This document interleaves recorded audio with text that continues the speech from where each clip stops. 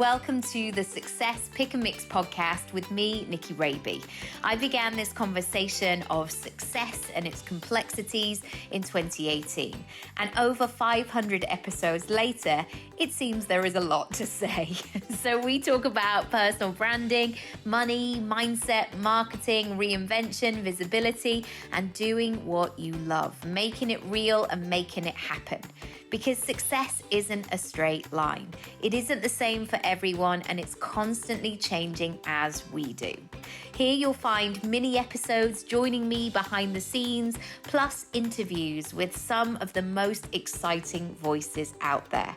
I can't wait to share this with you. So don't miss an episode. Subscribe, rate, review, all the things. Oh, and one final thing.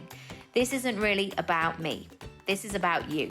Today can be that day that you start, and I can't wait to hear what is next for you. In today's episode, I am speaking to Emily Williams, who is a success coach, the CEO of I Heart My Life, an author, a speaker, a podcast host, and according to her clients, the fairy godmother of making your dreams come true. Today's episode is all about your next chapter, building the dream, opening up the next part of the vision. I know how easy it can be to be in life, the day-to-day, the making the breakfast, the picking the kids up from school, the cleaning the floors, the working out the life admin, the doing the wash, all of the things. And yes, they are beautiful moments too, but I want to talk about the big juicy stuff as well. The things that make your heart sing, the things that perhaps you've put on a vision board or a bucket list, and you hope that someday you will have or do and have all of those things when you have enough time, money, energy, resources, skills, etc. Today is the day that we bring that vision closer. You're going to hear loads and loads of tangible tips in this of ways that you can unlock that next chapter. And that's what I'm all about. I'm about that momentum and creating it with ease and flow and enjoyment, and not assuming that those things are so far away, because they are probably closer than you think. It's a great one. Grab a piece of paper and a pen. Let's get into the episode. As always, rate, review, subscribe. Come and chat to us. I'll add all the details in the show notes. Sending you lots of love and enjoy. Hi, Emily. Welcome to the podcast. Thank you. I'm excited to be here. I'm so excited to talk to you. So I have watched and learned so much from your work over the years, but if people don't know you, could you share a little bit about where you're up to now? Because I know that you've had a shift, you've had a transition, and it feels like it's a really great time to talk to you. Yeah, thank you. So I started my company in 2014 and it's called I Heart My Life. And initially it was meant to be more of a life coaching company for women who wanted to learn how to love themselves and their lives. But it ultimately morphed into working more with entrepreneurs, which has been amazing. But I actually realized that I Heart My Life is meant to be something different. And so in early 2020, I started to pivot kind of back to the roots of what it was always meant to be and where I really want to take the company going forward. So although I've had a ton of success working with coaches and service-based entrepreneurs, and I love working with ambitious women, for us, it's really about holistic success. So not just looking at marketing, business strategy, all the things, but really looking at spirituality, relationships, mindset, like what are the key components that help you create a life better than your dreams. And we have a big focus on community. We're launching a new membership. I have the I Heart My Life show where I bring on incredible guests, mentors, and teachers to support all of our students and community and creating that dream life. I love it. I've learned so much from you because your work to me speaks to me in a way that the vision and the possibility that you share, it goes broad and it goes wide and it goes, it feels like the brightness turns all the way up. And that's really inspiring for me in this time, because I feel that life certainly can become a series of boxes that you should or could tick. And we're looking ultimately for that huge fulfillment and that deep and broad fulfillment. And so I guess, how have you navigated that from yourself, from moving, I'm sure, from the pressure of ticking boxes, doing the right thing, following the path, to rewriting your own rules and boxes and following those? Yeah, I mean, I could give you a different answer for basically every single chapter of my life, but what it really boils down to is following my heart and following those like internal nudges. And really, when I saw the first confirmation of this back in 2008, when I was about to go to grad school, and I was literally driving there and had this feeling in the pit of my stomach that it was not the right decision for me. And so I turned the car around and went back to Ohio. And although I entered into a major quarter life crisis, there was a sense of relief for me because I just had this internal knowing that it wasn't the right decision. And, there's so much more to the story than that. I ended up moving to London and started my business a few years later. But I really think it boils down to just tuning in to that intuition and what you're being called to do, because the heart doesn't lie. And the truth is, it's probably going to sound really crazy. It's probably going to feel foreign. People probably won't understand what you're being guided to do. And that's really how you know it's your truth. Anyone can intellectually, think about their life and take things step by step in the way they were taught to do. It takes a strong person and someone who's really tuned in to do things differently. And how have you found that bravery and that trust within yourself? Has it been something that's built over time? Has it been a sense that the evidence has been, oh gosh, you can tell I've been watching that Johnny Depp trial, oh my goodness, and that sense of you've almost seen enough evidence now that you know that your system works? I know myself, when I know when I'm on and I know when I'm off, way off. I know when I listened or when I'm going, I took the wrong turn there. How has that process been for you? Because I know some people will say, this is what my heart's saying, but yet the other voice is perhaps louder, more judgmental, all of the things. Yeah. So, the way you said that was perfect, because there is an element of evidence. So I really believe that success leaves clues. And so the first, big sort of turning point for me was not going to grad school. And I started to feel that relief. And I think emotion is very telling, relief in particular. I think it's a very underestimated and underutilized emotion. And so I started to just pay attention to the moments where I followed my heart and I saw what happened and how I felt and how things started to fall into place. And was this immediate? No, but I'm not somebody who can not follow my heart, because it'll lead to like anxiety. I'll feel out of alignment. Things will be much harder. So I started to just pay attention to the moments when I was following my instincts and what happened. And I think you can practice this with really simple things. Maybe you're being asked to do something. Maybe it's speak at an event, or something even smaller where a friend has asked you to go to a party. And internally you're like, you know what, this is a no for me. And sometimes we feel pressure to say yes, but what about for this time, you actually say no? And I've had that happen so many times as an introvert. And I'm like, why do I want to say no to this? And sometimes it's literally just because I want to rest. Sometimes it's because actually another invite happens. And if I had chosen to say yes to that first thing, then I would have been unavailable. So it's really interesting when you start to play with this, and then you ultimately start to develop more trust in your instincts, and you can say yes or no to those bigger things, even if they feel scary. Yes. And maybe it's turning 40, but I've almost lost that ability to, it has been a work in progress to sort of people please to the point of that discomfort. I feel it in my body sometimes when I'm at a drinks thing or a party, or I'm talking like I'm a socialite. I'm really not, but that sense of, or sometimes it's just bad gossip, a group of mums saying, and I have that thing of like, I have to go. right, I need to walk, I need to get in a taxi, like I am done. And that's been really interesting, paying attention to that, because again, that voice, and not to bring my mum into it too much, but my mum is such that kind of kind-hearted, like we're going on a hen do this weekend, and my mum, she's there in the WhatsApp group, she's like, it sounds amazing, I'm there, I'm doing all of the things. But to watch her develop that intuition in her 60s is a really lovely thing as well. And seeing that between a mother and daughter of what you're teaching each other, and in turn I want to teach my daughter the same thing, and she will, I'm sure, teach me many lessons too.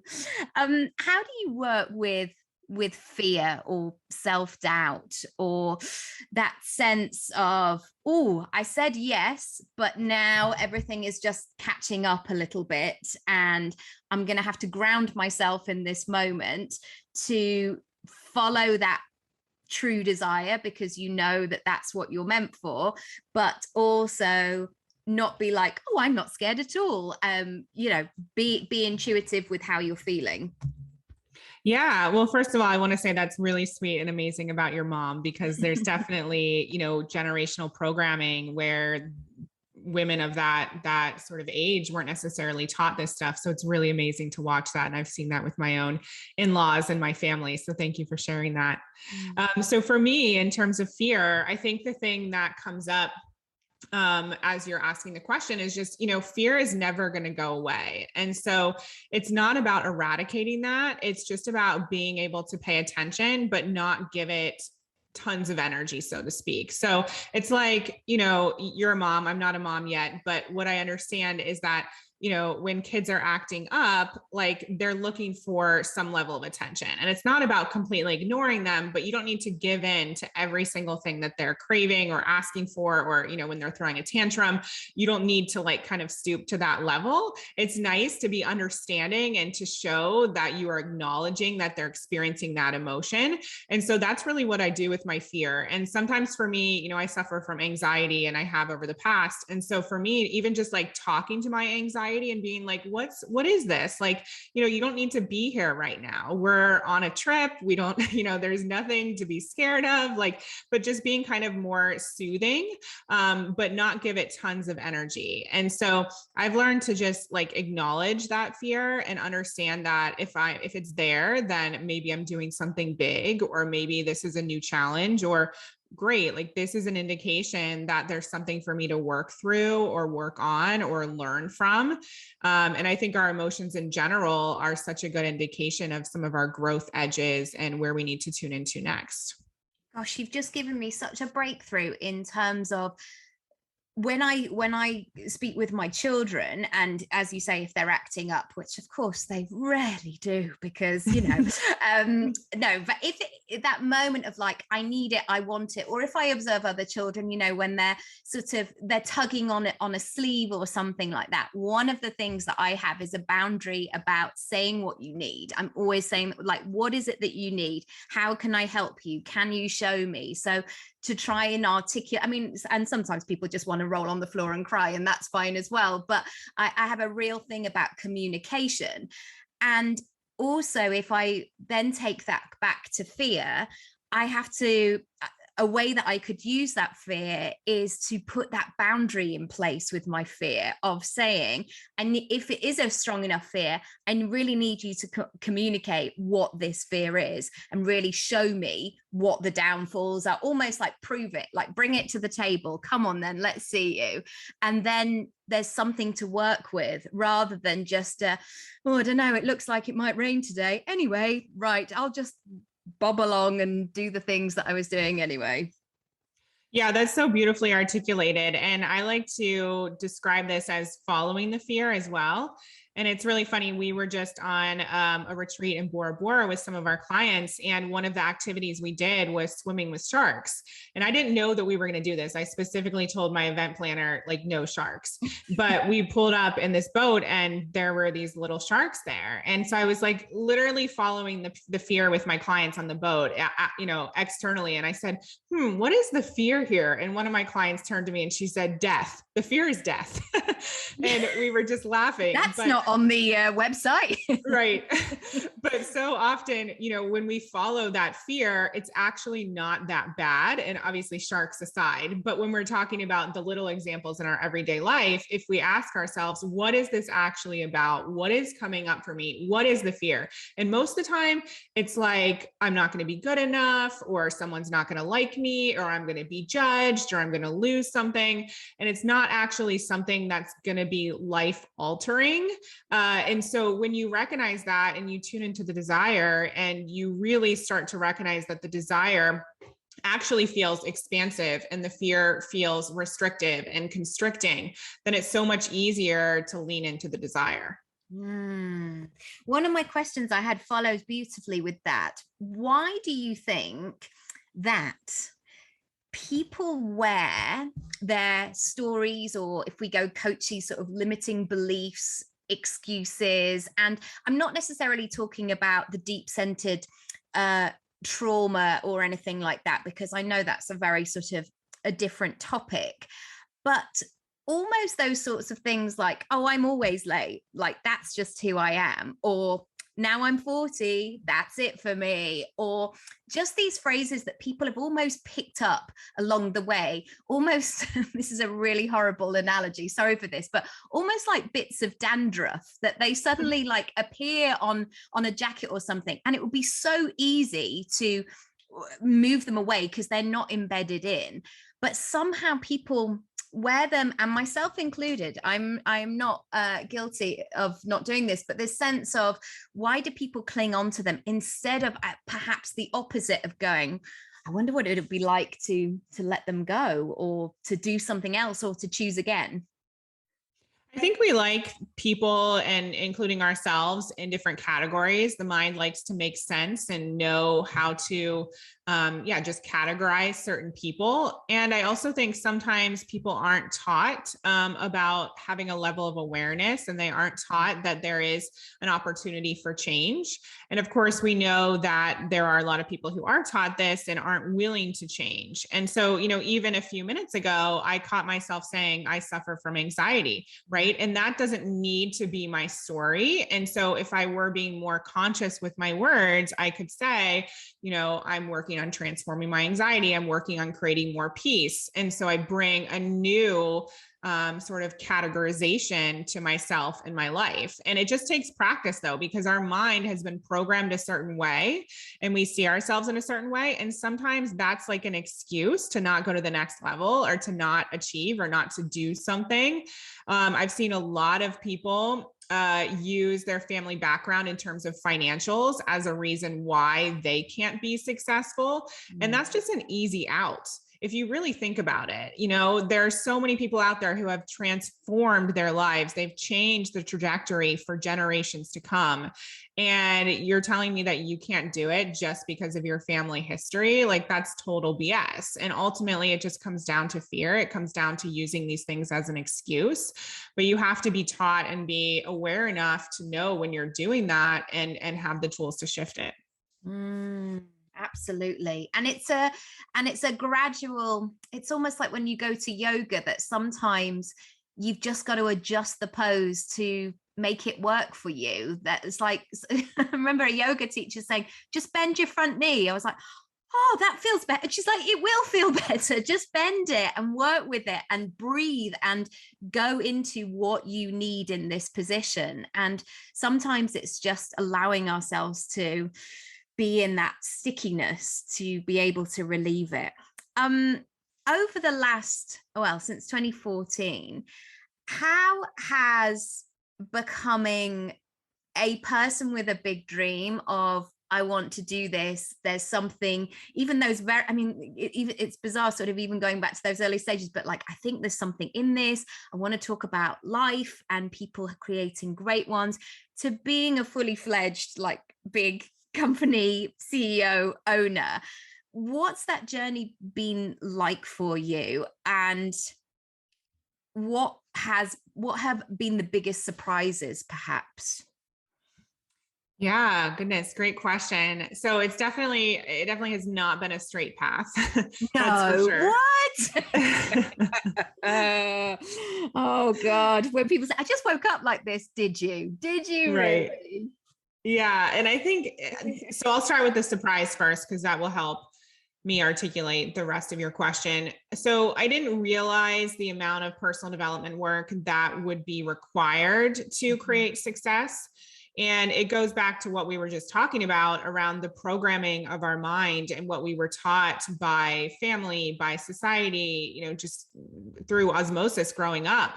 And so, I've been invited to work with top mentors. And I don't mean an invitation from them, but like life has invited me to rise to the next level through personal development work with top mentors, therapists, coaches, nutritionists, all the people, to be able to become the next level version of myself. And I do think that that's one of the things that is really scary to people when they think about who they need to become and what's going to be required of them in order to achieve their goals. And that's definitely They one of the need to things let that, go. Yeah. yeah, that holds people back. And so I've been willing to be vulnerable every stage of the game. I've been willing to fail. I've been willing to look at myself and have that perspective and be like, okay, so what is holding me back right now? And how can I transform that? How can I be better?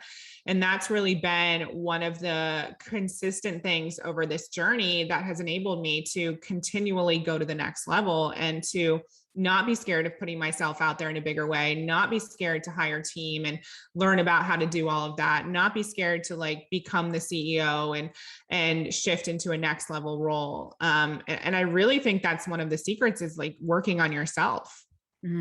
Absolutely. How have you found that balance between all of the buzzwords that perhaps we hear about entrepreneurship of freedom and space and expansion and travel and luxury and all of these things, with that sense of we still have targets that we want to meet, we have a vision for the company, we have stuff that needs to happen every single day? So to find that balance between you having that wiggle room, that flexibility, that expansion to be able to live a great life, but also keep the cogs turning and doing what you want to do with your company. I think freedom is very subjective. And so whenever I work with anyone, I want to get a clear definition of what their goals actually are. And I like to use the word desires because I'm very heart-centered. And so for me, I was very clear that luxury and making a lot of money and impacting a lot of people, like those were true desires. Owning a home, being able to travel first class. Now, it might look different for other people. I have colleagues who their definition of freedom was a ton of profitability in their company and as much time as possible with their kids. Like that was it. It was very simple. And obviously that's not simple on paper, but just, when they verbalize it. And so I think you have to get clear about what it is for you. And so I know for me that part of my mission is just to impact as many people as possible. I would go as far as to say billions of women. And so it's not going to be the same path as somebody else who say, their big goal is a 6 or multiple 6-figure business, right? And so I had to get really clear, and I still do to this day, around what are my actual goals and what's going to be required of me. So to give you a tangible example, yesterday I had a really spacious morning. I went for a walk. I did some meditation, stretching, reading, all the things. This morning we had an issue with an email. And so I was on my computer at 7:30 trying to figure it out. And so there was a point where I was resentful of those moments in the business, but I recognize that that's just me using energy in a way that's not going to serve me. And so I understand what chapters I'm in and what's required of me in order to get to the next level. And will it always be this like this? No, like life is always changing. Business is always changing, but I'm accepting of the times where I have to work really hard, and that's just the reality. And then I relish in the moments like, being able to be in Bora Bora for 2 weeks where we got to work with our incredible clients, and then literally, at 4 p.m. go snorkeling and have a beautiful dinner overlooking the water. So it's just being really present. I think that's what it boils down to, present to every moment, and recognize that you can design it however you want.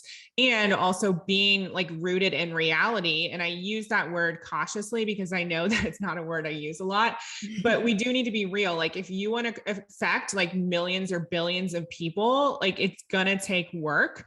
And so decide if that's actually what you want, because if not, that's totally okay. You can have success on your terms. Just be conscious and deliberate about what you're creating. It'll be so much easier.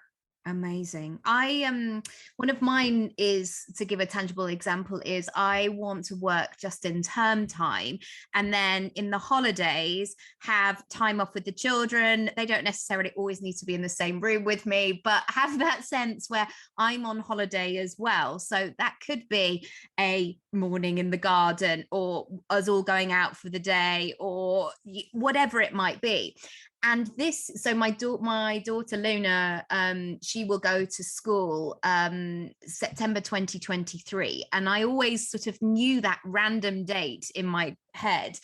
And this year I have been, as Marie Forleo would say, starting before I'm ready. But this year is the try-on year of really analyzing, because I'm a complete geek, what do the holidays look like? How far away am I? Or am I doing it? Am I doing it seamlessly and effortlessly and efficiently? Maybe not just yet, but what does this look like this year? So by the time September 23 happens, it's working and it's in the mix.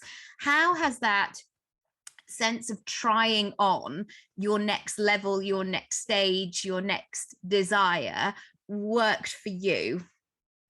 That's such a great question. And thank you for sharing that example. And the truth is most people don't even allow themselves to go there. They might think, oh, you know what? I have this pie in the sky dream of taking the summers off, or whatever it is. Or, for me, I want to take from Thanksgiving to New Year's off. But they might think, oh, that's not possible. Same thing with travel. A lot of people won't even look at how much it will cost to upgrade the ticket. And so you just being curious and now putting a plan in place is so huge. And so, yeah, that's exactly what I've done all these years, is get really clear on the desire and don't let my mind go. And I don't let my mind go to the place of, oh, that's not possible for me, because that's total BS. Like, what if you desire it? I believe it's dropped in, it's part of your DNA, it's life calling you in a certain direction. And it's our job to entertain that and to explore it and at least see how it would be possible for us to make it happen. And so I do that with everything, even if it's not in my current reality this moment. I know that I can create it and work towards it. And I'm honest with myself about the time frame, like, if you have a goal to have a completely passive business, and yet right now everything you do requires you, okay, well, you're probably not going to snap your fingers and make a change unless you make the conscious decision that, hey, I'm going to make a change to my income level. Maybe it's going to dip for a little bit. It doesn't have to, but be real about what it's going to take for you to go to the next level or to get to a certain goal, and then make some conscious decisions, and just be in reality around the steps that are going to be required of you and the time frame. Yes. And that sense of, sometimes there's a reason or a season for something. Like if I look at my first quarter of the year, it financially wasn't particularly mind-blowing, like, wow, I'm really doing all of the things that I want to do. But we bought a house. That was one of those things. And that moment of transitioning our family, and it was a really, really long process. And I know you've just moved as well, and that sense of, okay, we're keeping the faith, we're working through it, but we love it, but we're not going to get too attached, and we're going to figure it all out. But that, for me, and again, going back into that voice of you should have done more, you should have done this. And actually I had COVID for about a month, it felt. And I was so working towards all of the logistics of making that move. And I think just remembering those moments sometimes, that your success is very multifaceted in lots of different ways. And if somebody had said 10 years ago, we would move, I wouldn't probably have believed them, because it would be a dream come true. But some part of me obviously kept the faith, had the faith, and bloody went for it. Yeah, it's so important to zoom out and have a bigger perspective than just a month or a day or a moment. Our life is really made up of a series of big chapters. And so it's just important to have that perspective for sure. How has your move been? How has that changed the way that you live and work? And how was that process for you? Yeah, thank you for asking. So we've moved 9 times in 10 years, we figured out. And these were, cross And you're country still moves. together, Emily. You bloody Yeah. did it. Congratulations. Thank you. Yeah. So we moved from the UK to California, then California to Wow. Texas last September. And so it's definitely been a journey, and it's really interesting now, to finally own a home, and we were able to build it, and it's beautiful and all the things. But it's so interesting because I feel more freedom now because we feel grounded, which is never something I thought I would say. Yeah, but there is an element of, when you own something and you have that investment and you have some roots, that you do feel more grounded. But for me, that's created more freedom. And so it's been amazing. I do miss elements of California. I miss elements of London. But it's definitely, being in this location in particular, we moved here because of the network, because we have so many friends here, so many colleagues. And so it's really helped me shift out of, complete worker bee into doing things for fun, having more of a social life, building those connections, stretching those networking muscles, even as an introvert. And so it's added like a new element and a new just like chapter of joy to my life. Amazing. Oh, I'm so thrilled for you because it takes so many building blocks to get to that point where the contracts are signed, and it's a great moment. I was listening to your podcast about Bora Bora, as you mentioned earlier, and having a retreat out there. And I love what you said about moving people out of their daily routine, their environment. Would you tell us a little bit more about the importance of that, and perhaps how people can, even if they're thinking like, oh, I could never go on a retreat next week, how if they could be on it in that trying on phase, perhaps? Yeah. So it comes down to what we were chatting about in terms of possibility. And so for me, one of the biggest, I guess, maybe even easiest ways I found to help transport women into their next level version of themselves, or to help them see what's possible, is to not only get them into a room together, but to get them into like a whole next level environment. And so, we've done that with just day-long events in beautiful 5-star locations. We've done it with these, epic retreats and experiences. And something happens when you physically put yourself in the room. You like step into the next level category or version of yourself. It literally just happens when you arrive. And it's so much more transformational than reading the book or absorbing the online course, because you're there living it, and your mind can't deny the fact that it's possible for you because you are literally in the room. And so I find that so often we keep ourselves kind of contained, and we don't take the action steps that would provide really quick transformation. And so I would just look at, what is calling you at the moment? Is it going to the event, even if it's like an evening networking event like we do, like a mixer, or is it a full-blown retreat, or is it immersive VIP day with somebody, with a coach or something, or even like a plant medicine journey or whatever? Is there something calling you that you can feel internally is going to help you shift?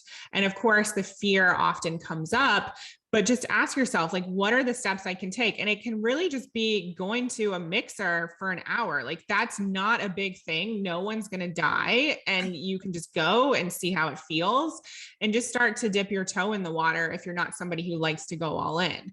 But it's very transformational to get yourself out of your daily routine and what is the norm for you, so you can step into the new normal. I speak a lot about that in my work when I help people with speaking, in that sense of, as an actor, sometimes people would just want to sit in a circle and read the scripts and just like read it. And I love those directors who'd be like, up you get, come on, let's get it on its feet. Because and when you put the script down and maybe you ad lib it and maybe you have a go without the script, that's when you learn where you are or how it feels in your body, and you get closer to the character, or to go back to, you know, you as a business owner, you get closer to what it is because you can really feel it out. You can't, you're not in that sort of static position where you're just like, oh, I'm not quite there yet. You as you say, you're in the room, you're doing all the things. Exactly. That's such a great example and metaphor. And yeah, when you're actually at the 5-star location, which is what we do for our retreats, you know, we like to say it's where personal development meets your vision board, because we want you to see that the dream reality can be your reality now. And if you can compress the timeline, you know, for that one experience, think about what you can do with the rest of your goals. Oh gosh, so good. I would like to ask about money, if that's okay, of how having more money than perhaps you ever dreamed of has changed your life, and what that process has been for you in being able to really do the things that you want to do. That's such a British way of asking. I'd like to talk about money. What's it like to be rich? Oh my God, that sounds like such a Daily Mail thing, but I'm trying to ask in a polite way. But yeah, you're so right. I'm so British because you don't, we're so, we can't ask about it. But I want to know. It. No, and my audience wants to know, because I think people stand behind the 7-figure or the 6-figure or whatever. And I want to know what that means on a day-to-day basis. You're so sweet. My husband's British, for those of you who don't know, and I'm a British citizen. So I love it. It's just funny to me. So yeah, it's so interesting. I think a lot of people actually have a fear of making more money because they don't know if they'll be able to handle it. They don't know what the repercussions will be, both positive and negative. And so for me, I kind of just went into the whole thing really open. And my first goal was just to hit 6 figures. And I did that relatively quickly and then scaled my business to the $1 million mark in 18 months. And so, but at the same time, I was also spending a lot of money. As I mentioned earlier, I've always invested in coaches and personal development and just all of that, and have spent to date about $600,000 on that sort of work. And so it wasn't like, and then we were, you know, spending money on Facebook ads. And as I've grown the company, I've built the team. And so one of the things that I think I didn't know much about until the last few years is just really looking at profitability and looking at not just the sales that are coming in, but the profits. Like, how much money are you actually keeping? Because when it boils down to it, if people are craving freedom and financial freedom in particular, well, that means you probably want to have some money in the bank and not just be having all these sales coming in with nothing to show for it. And so I think it's great to have goals and milestones that you want to reach, but at the same time, there are other KPIs and benchmarks that may actually be more important to you when you tune into what your desires actually are.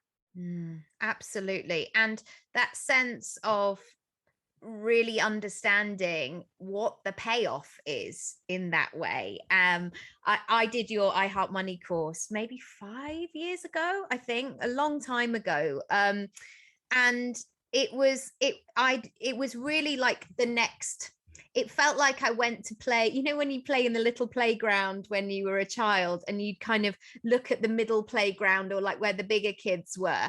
I felt like it took me to that next layer of really looking at my money, looking at how I grow it, looking at what my relationship was and that sense of all the emotions around that.